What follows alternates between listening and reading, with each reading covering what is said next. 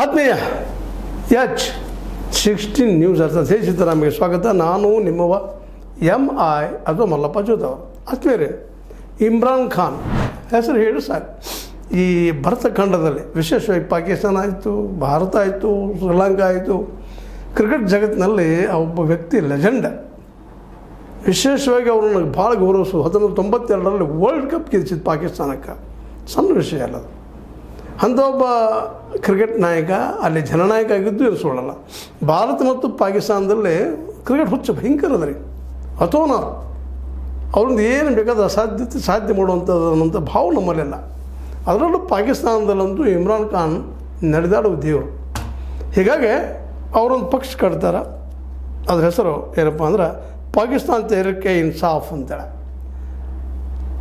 PTI ಅಂತೇಳಿ ಆ ಪಕ್ಷ ಕಟ್ತಾರೆ. ಅದ್ರ ಮೂಲಕ ಪ್ರಧಾನಿ ಆಗ್ತಾರೆ. ಆದರೆ ಸೇನಾಧಿಕಾರಿಗಳ ಪಪೆಟ್ ಆಗೋದಿಲ್ಲ. ಇದು ಭಾಳ ಮಹತ್ವದ್ದು, ಕೈಗೊಂಬೆ ಆಗೋದಿಲ್ಲ. ಹೀಗಾಗಿ ವಿಶೇಷವಾಗಿ ಅಲ್ಲೇ ಏನಪ್ಪ ಅಂದ್ರೆ ನಿಮಗೆ ಗೊತ್ತದ ಪಾಕಿಸ್ತಾನದ ಇತಿಹಾಸ, ಸೈನ್ಯದ ದಬ್ದಬ ಅಥವಾ ಪ್ರೆಷರ್ ಭಾಳ ಇರ್ತದಲ್ಲ. ಹೀಗಾಗಿ ಸೈನ್ಯ ಮುಖ್ಯಲ್ಲೇ ISI ಮತ್ತು ಸೈನ್ಯದ ಮುಖ್ಯಸ್ಥ ಯಾರು ಇರ್ತಾರೆ ಸೈನ್ಯದ ಅಧಿಕಾರಿಗಳು. ಅನೇಕ ಹಿಂದೆ ಬಂದಂಥ ಅಧಿಕಾರಿಗಳು ನೆನಪಿಸ್ಕೊಂಡಾಗ, ಸೈನ್ಯಾಧಿಕಾರಿಗಳು ನೆನಪಿಸ್ಕೊಂಡಾಗ ಹೌದಪ್ಪ ಇದು ಈಗೂ ಹಂಗೆ ಇದ್ದಾರೆ. ಅಲ್ಲಿ ಸೈನ್ಯಾಧಿಕಾರಿ, ಮುಖ್ಯ ಸೇನಾ ಅಧಿಕಾರಿ ಇದ್ದಂಥವರು ಇವ್ರ ಜೊತೆಗೆ ಅಷ್ಟು ಸರಿಯಾದ ಸಂಬಂಧ ಇಲ್ಲ ಅನ್ನೋದು ಮಾತುಗಳು ಇದ್ದು. ಹೀಗಾಗಿ ಈ ಮಿಲಿಟ್ರಿ ಆಡಳಿತ ಆಗಿರ್ಬೋದು ಅಥವಾ ಒಂದು ಸರ್ವಾಧಿಕಾರದ ಆಡಳಿತವನ್ನು ನಮ್ಮ ಇಮ್ರಾನ್ ಖಾನ್ ಅವರು ಸಹಿಸ್ತಾ ಇರಲಿಲ್ಲ. ಇದಕ್ಕೆ ಕಾರಣ ಒಂದದ, ಕೇವಲ ಅವರು ಪಾಕಿಸ್ತಾನಿಯಾಗಿ ಉಳಿದಿರಲಿಲ್ಲ. ಅವರೊಬ್ಬ ಇಂಟರ್ನ್ಯಾಷನಲ್ ವ್ಯಕ್ತಿಯಾಗಿ ಬೆಳೆದಂಥವ್ರು. ಇಂಗ್ಲೆಂಡಿನಲ್ಲಿ ಒಬ್ಬ ಹೆಂಡತಿ, ಮತ್ತೊಂದು ಕಡೆ ಒಬ್ಬ ಹೆಂಡತಿ, ಜೀವನ ತಮ್ಮ ಅನೇಕ ರಸಿಕ ಜೀವನ ಕಳೆಯೋ ಜೊತೆಗೆ ಒಂದು ಏನಪ್ಪ ಅಂತಂದ್ರೆ ಪ್ರಜಾಪ್ರಭುತ್ವ ನೆಲಗಟ್ಟಿನಲ್ಲೇ ಅವ್ರ ಮನಸ್ಸು ಭಾಳ ವಿಸ್ತಾರವಾಗಿ ಬೆಳೆದಿತ್ತು. ಹೀಗಾಗಿ ಅಲ್ಲಿಯ ಸೈನ್ಯಾಧಿಕಾರಿಗೆ ಯಾವಾಗಲೂ ಒಬ್ಬರು ವೈರಿ ಆದಂಗೆ ಆಗಿಬಿಟ್ಟಿದ್ರು. ಮತ್ತು ತಮ್ಮ ಆಡಳಿತದಲ್ಲೇ ತಾವು ಪ್ರಧಾನಿ ಆದಾಗ ಇನ್ನುಳಿದ ಯಾವುದೇ ಸೇನಾಧಿಕಾರಿ ಹೇಳಿದ ಮಾತನ್ನಾಗಲಿ ISI ಹೇಳಿದ ಮಾತನ್ನಾಗಲಿ ಅವ್ರು ಕೇಳ್ತಾ ಇರಲಿಲ್ಲ ಅನ್ನೋದನ್ನು ನಾವು ಇಲ್ಲಿ ಗಮನಿಸಬೇಕಾಗಿದೆ. ಇಂತಹ ಒಂದು ಪ್ರಸಂಗದಲ್ಲೇ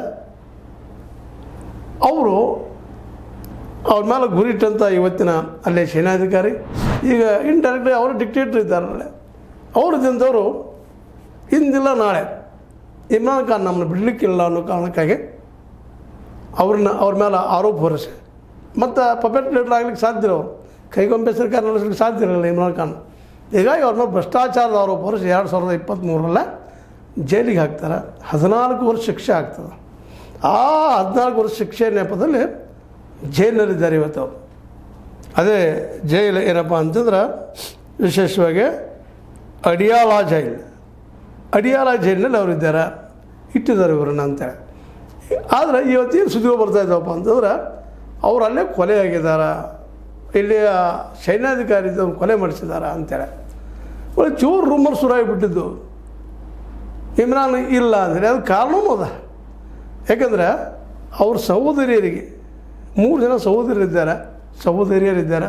ಅವರು ಅವನನ್ನು ಭೇಟಿ ಅವಕಾಶ ಕೊಟ್ಟಿರಲಿಲ್ಲ ಜೈಲಾಧಿಕಾರಿಗಳು. ಸ್ವತಂತ್ರವಾದ ಮೀಡಿಯಾಗೆ ಬೇಕಾಗಿರುವುದು ಸ್ವತಂತ್ರ ಧ್ವನಿ. ಆ ಸ್ವತಂತ್ರ ಧ್ವನಿ ಉಳಿಸಲು ನೀವು ಮಾಡಬೇಕಾದದ್ದು ಇಷ್ಟೇ. ಅದೇನಪ್ಪಾ ಅಂತಂತಂದ್ರೆ ನಿಮ್ಮ ಕೈಲಾದಷ್ಟು ಸಹಾಯ ಈ ಚಾನಲ್ಗೆ ಮಾಡಿ ಹಾಗೂ ನಿಮ್ಮ ಧ್ವನಿಯನ್ನು ಕಾಪಾಡಿಕೊಳ್ಳಿ. ಹೀಗಾಗಿ ಕಳೆದ 2 ತಿಂಗಳಿಂದ ಭೇಟಿ ಆಗದೆ ಹೋದಾಗ ಸಹಜವಾಗಿ ಕುತೂಹಲ ಹುಟ್ಟೆ, ಇದ್ದಾರೋ ಇಲ್ವೋ ಅನ್ನೋದು ಪ್ರಶ್ನೆ ಉಟ್ಕೊಂಡು ಇಡೀ ಪಾಕಿಸ್ತಾನ ಇವತ್ತು ಇಮ್ರಾನನ್ನು ಕೊಲೆ ಮಾಡಿದ್ರು ಅಂತ ಸುದ್ದಿ ಕಾಳ್ಗಿಚ್ಚಿನಂತೆ ಹಬ್ಬೆ. ಆ ದಿನಲ್ಲೇ ಅಲ್ಲಿಯ ಸೈನ್ಯಾಧಿಕಾರಿಗೆ ನಿಶ್ಚಿತವಾಗಿ ದಂಡ ಸಿಗ್ತದೆ ಅನ್ನೋಂಥ ವಾತಾವರಣ ಕ್ರಿಯೇಟ್ ಆಗ್ತಾಯಿತ್ತು. ಅದು ಇಂಟರ್ನ್ಯಾಷನಲ್ ಭಾಳಷ್ಟು ಜೋರ್ದಾರ್ ಹಬ್ಬಿಬಿಡ್ತು. ಪಾಕಿಸ್ತಾನಿಗಳಂತೂ ಪೂರ್ತಿಯಾಗಿ ಅವರನ್ನು ಪ್ರೀತಿಸುವಂಥ, ಅವ್ರಿಗೆಲ್ಲ ಆರಾಧ್ಯ ದೈವ, ಪ್ರಾಮಾಣಿಕ ಅನ್ನುವಂಥ ಒಂದು ಹನಿಪಟ್ಟಿ, ಜೊತೆಗೆ ವರ್ಲ್ಡ್ ಕಪ್ ಗೆಲ್ಲಿಸಿದಂಥ ಧೀರ ದಿಟ್ಟ ಇಂಥ ವ್ಯಕ್ತಿಯನ್ನು ಕೊಲೆ ಮಾಡಿದ್ರಲ್ಲ ಇವರು ಅಂತೇಳಿ ಅಲ್ಲಿಯ ಸೈನ್ಯಾಧಿಕಾರದ ಮೇಲೆ ಇವತ್ತಿನ ಅಲ್ಲಿಯ ಪ್ರಧಾನಿ ಮೇಲೆ ಜೋರ್ದಾರಾದಂತಹ ಒಂದು ಅಟ್ಯಾಕ್ ಆಗುವಂಥ ಸಾಧ್ಯತೆಗಳು ಹೆಚ್ಚಾಗಿವೆ. ಜನ ಇಡೀ ದೇಶ ತುಂಬ ಆಂದೋಲನ ಮಾಡುವಂಥ ಸ್ಥಿತಿಗೆ ಬಂದಿತ್ತು. ಇನ್ನು ಕೆಲವು ವಿದೇಶಿ ಮೀಡಿಯಾಗಳಂತೂ ಇದನ್ನು ಇನ್ನೂ ಹೈಪ್ ಮಾಡಿ ಹೇಳಲಿಕ್ಕೆ ಶುರು ಮಾಡಿದರು. ಪಾಕಿಸ್ತಾನವನ್ನು ನಾಶ ಮಾಡೋದಕ್ಕೆ ಯಾರೂ ಬೇಕಾಗಿಲ್ಲ, ಭಾರತ ಯುದ್ಧ ಮಾಡಬೇಕಾಗಿಲ್ಲ.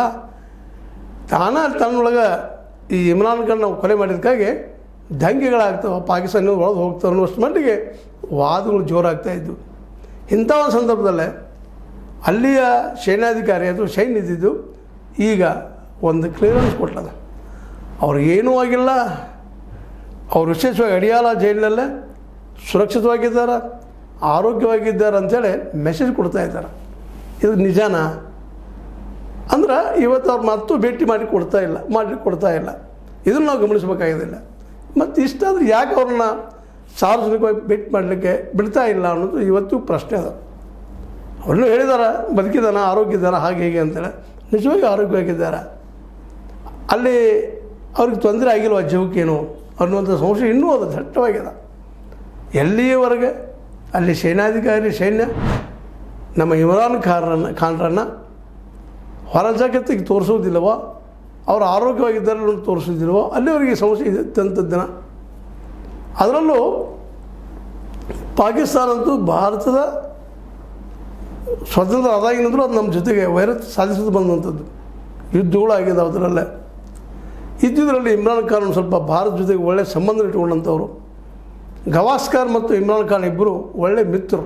ಅಂತಾರಾಷ್ಟ್ರೀಯ ಕ್ರಿಕೆಟ್ನಲ್ಲಿ ಅವರಿಬ್ಬರು ಒಳ್ಳೆಯ ಮಿತ್ರತ್ವದಿದ್ದು. ಹೀಗಾಗಿ ಭಾರತದ ಪರ ಒಂದಿಷ್ಟು ಒಲವಿದ್ದಂಥವ್ರು.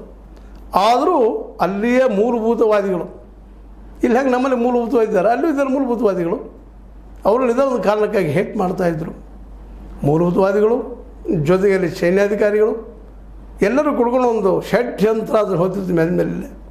ಅದನ್ನು ಮಾಡಿ 14 ವರ್ಷಗಳವರೆಗೆ ಜೈಲು ಶಿಕ್ಷೆ ಕೊಡಿಸಿದ್ದಾರೆ 2023 ಈ ಒಂದು ಒಳಗಿದ್ದಾಗ ಅವ್ರನ್ನ ಫಿನಿಷ್ ಮಾಡಿರ್ಬೋದು ಅನ್ನೋದು ಸಂಶಯ.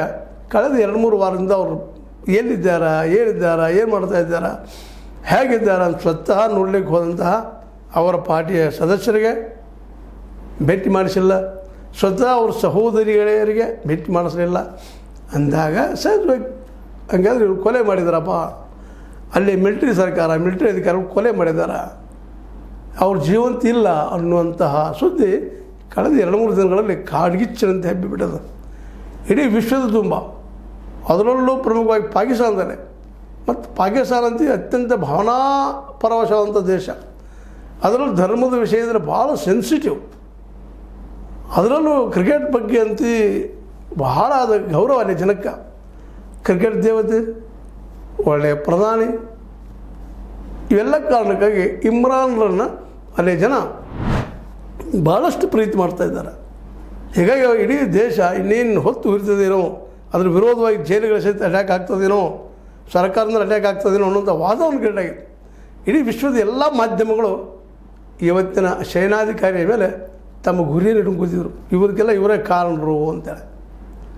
ಹೀಗಾಗಿ ಸೈನ್ಯಾಧಿಕಾರಿ ಆಗಿರ್ಬೋದು ಮೊದಲು ತಮ್ಮ ಜೀವನ ಉಳಿಸೋ ಸಲುವಾಗಿ ಈ ಸ್ಟೇಟ್ಮೆಂಟ್ ಕೊಟ್ಟಿದ್ದಾರೆ ಅಂತೇಳಿ ಸುದ್ದಿಗಳು ಬರ್ತಾಯಿದ್ದಾವೆ. ಆದರೆ ಇನ್ನೂ ಅವ್ರು ಪ್ರತ್ಯಕ್ಷವಾಗಿ ಹೊರಗೆ ಬಂದಿಲ್ಲ ಇಮ್ರಾನ್ ಖಾನ್ ಅವರು. ಅವ್ರನ್ನ ಹೊರಗೆ ತೋರಿಸೋವರೆಗೆ ಅಲ್ಲಿ ಜನ ಅವ್ರನ್ನ ನಂಬುವುದಿಲ್ಲ ಅನ್ನೋದು ಅಷ್ಟು ಸತ್ಯದ.